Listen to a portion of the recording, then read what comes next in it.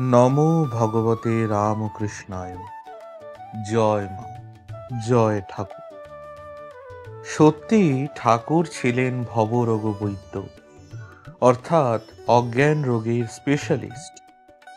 তাই বিভিন্ন স্থান, এমনকি দূর দূরান্ত থেকে অশান্ত, অসুখী, বিভ্রান্ত, বিকারী, সন্দিগ্ধ, সংশয়াপন্ন লোকেরা দক্ষিণেশ্বরে ঠাকুরের কাছে আসত।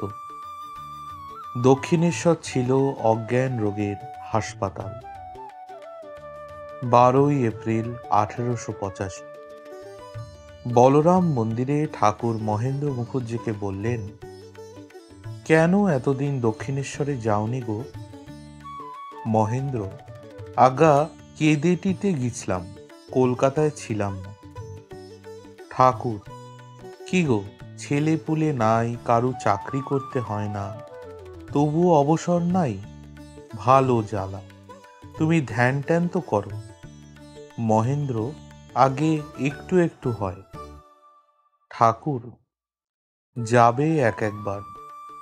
মহেন্দ্র সহাস্যে, আগে কোথায় গাঁটটাট আছে আপনি জানেন, আপনি দেখবেন।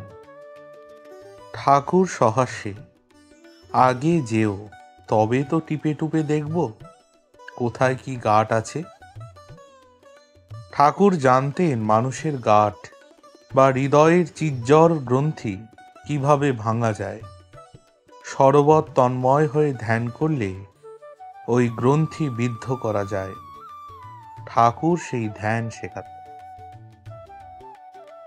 শ্রীরামকৃষ্ণ অর্পণমস্তু। জয় মা, জয় ঠাকুর, জয় স্বামী।